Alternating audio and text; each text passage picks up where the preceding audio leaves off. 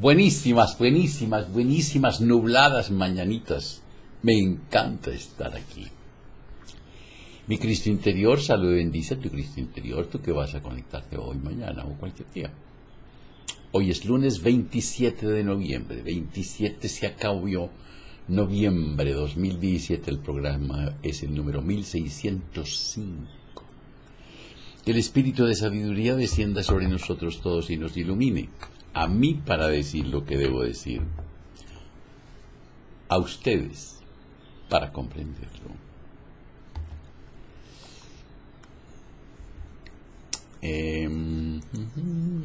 Suscripciones, estoy fascinado. 26 nuevos suscriptores de viernes a ahora. Arrancamos hoy con un total de 8.504, 100 en menos de 20 días. Gracias.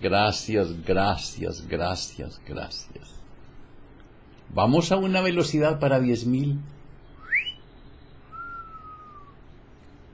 Llegamos a llegar a 10.000.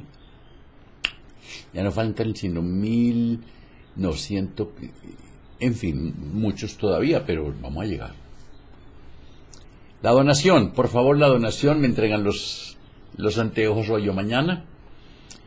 Estoy feliz. Sin embargo, ha habido problemas porque algunos de ustedes no me han enviado el PIN, número PIN. Está en la factura recibo del dinero de ustedes. Cuando llegan a Gana o cuando llegan a Baloto o cuando llegan a Efecti, ustedes entregan el dinero, pagan el transporte y les dan una factura en donde figura y hay uno que se llama PIN.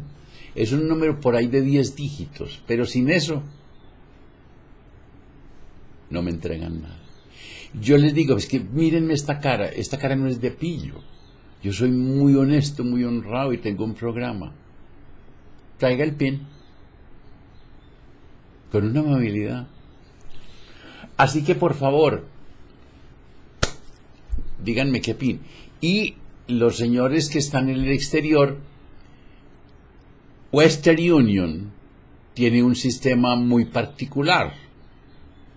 Ustedes en el exterior me envían a mí un correo dándome el número, ellos no lo llaman PIN, lo llaman otra cosa. Yo me presento a la oficina, les digo, mire el correo que recibí, yo debo imprimir el correo que recibí de fulano de tal, de Chile, de Panamá, de Estados Unidos, y mire el número que dice que tiene. Pues, así que por favor, no más esta semana, ya después de esta semana no voy a ninguna parte, lo que reciba lo recibo, y muchas gracias por su ayuda. ¿Quién era Martín Lutero?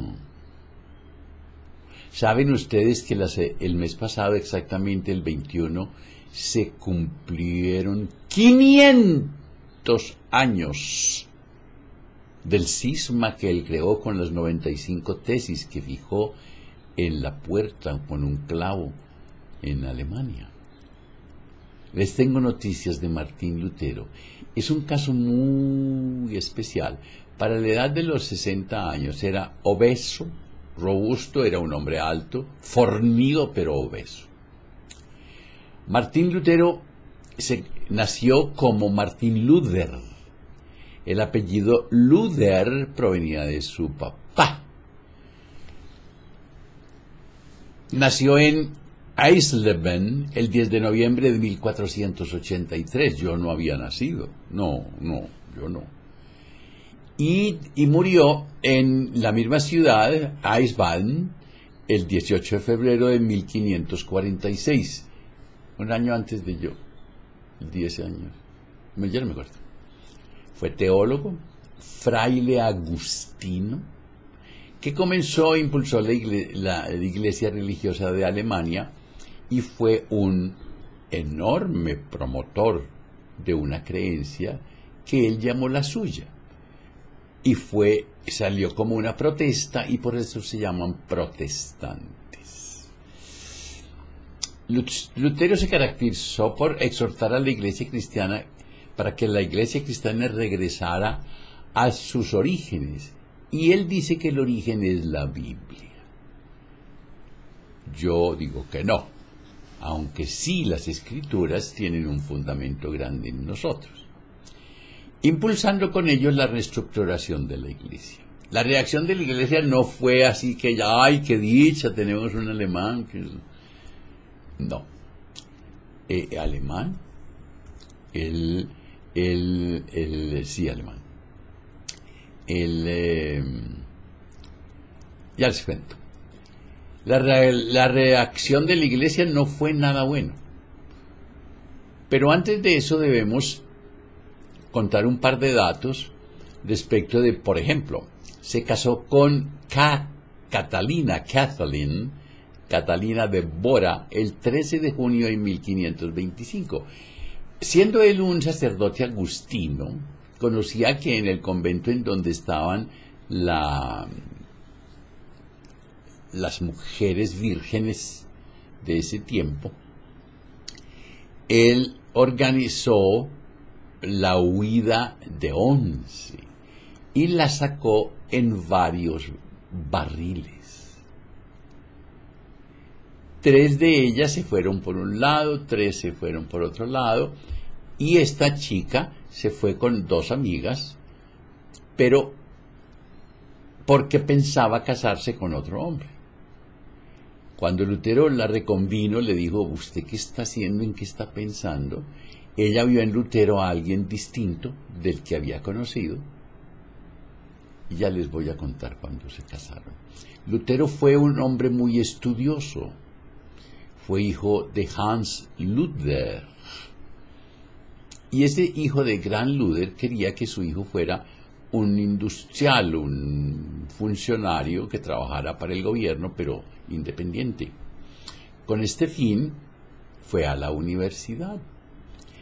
Otra de las cosas interesantes es de que Lutero nació el 10 de noviembre de 1483, lo había dicho, en la festividad de San Martín de Tours. En 1484 la familia se trasladó a Mansfeld, donde su padre dirigía varias minas de cobre.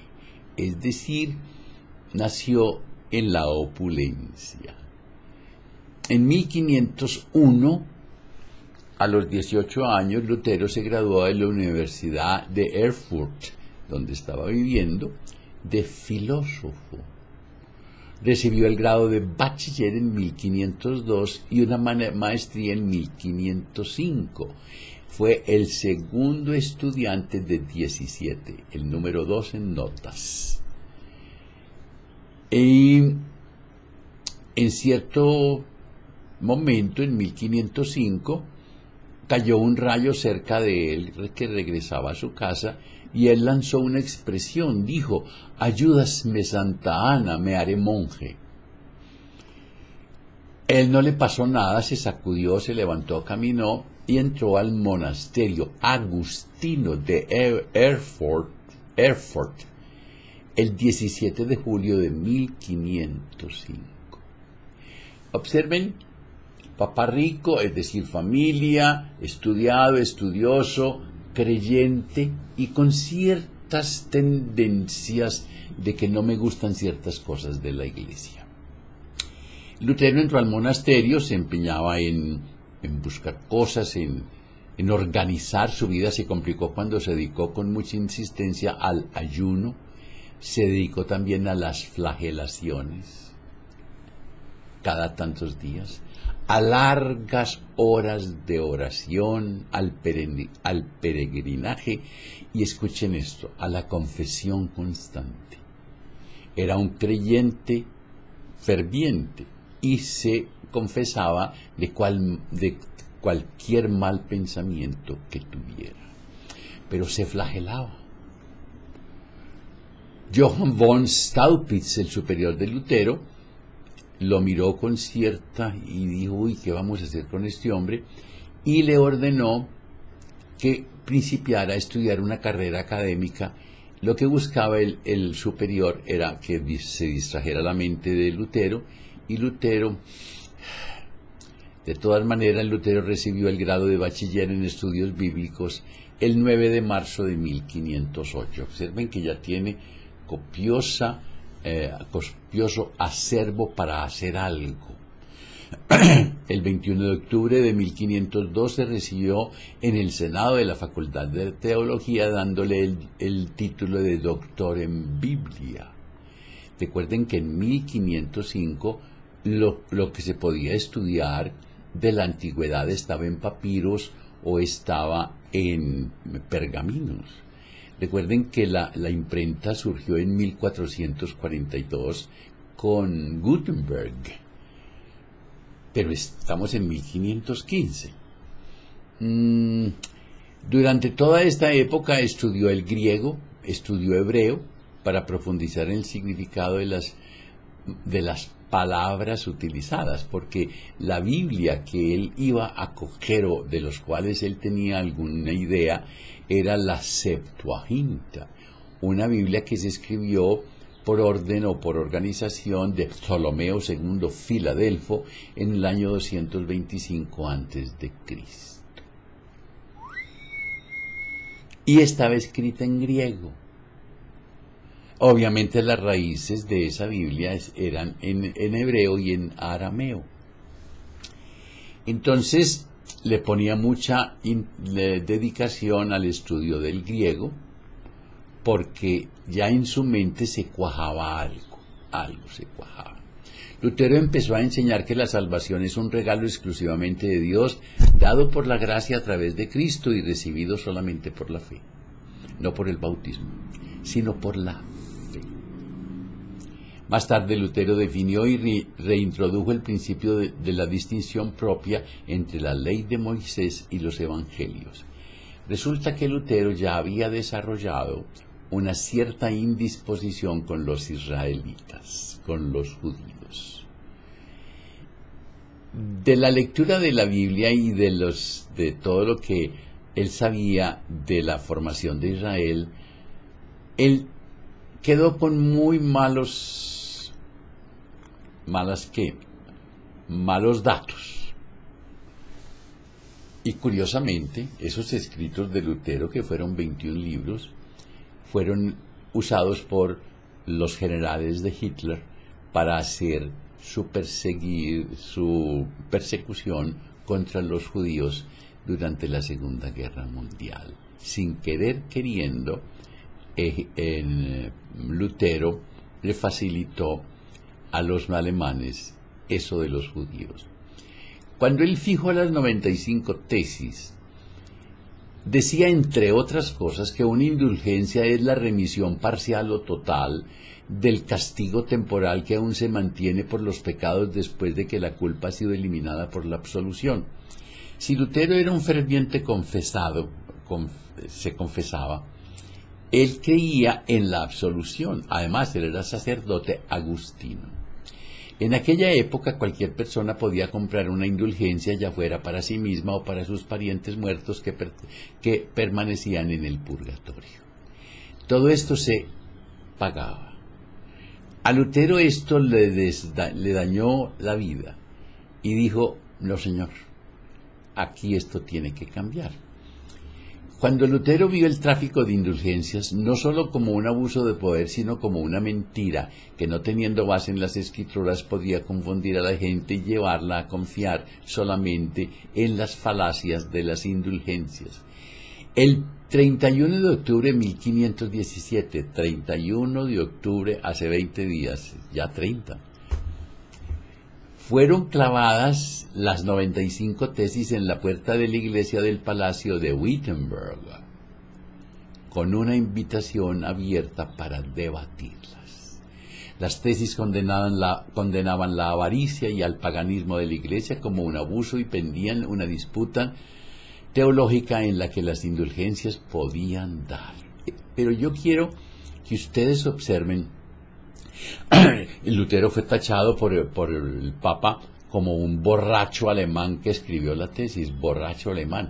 Ese Papa fue nada más y nada menos que Papa León X, que en 1518 ordenó que se investigara el tema para declararlo anatema. hay algo que me produjo un cierto escozor, porque cuando Lutero tradujo la Biblia al alemán, era porque quería que la gente ordinaria tuviera un texto que fuera legible y que fuera en cierta manera abierto a discusión, porque hasta ese momento la Iglesia no había permitido que la gente se instruyera realmente en nada. Es decir, la Biblia, el Papa, los papas, pregonaban lo que debían creer y saber los alemanes, pero los alemanes y los franceses y los italianos y los españoles, es decir, toda Europa. Hasta cuando llegó Lutero. Hubo un emperador que favoreció a Lutero, que fue Carlos V. Pero Carlos V, como se pronuncia, era rey de España, emperador. Sin embargo, tuvo una especial ascendencia con los alemanes y por eso se le conoce en Alemania como uno de sus emperadores. Carlos I de España, fue Carlos V de Alemania. A él lo trataron supremamente mal. Cuando él se casó con Caterina de Bora, él quiso hacer algo. Es decir, los inicios fueron buenos, tuvieron 6 hijos, un hombre, una mujer, siguieron 2 hombres, siguieron 2 mujeres, una mujer, 2 hombres, 2 mujeres, un hombre, 6.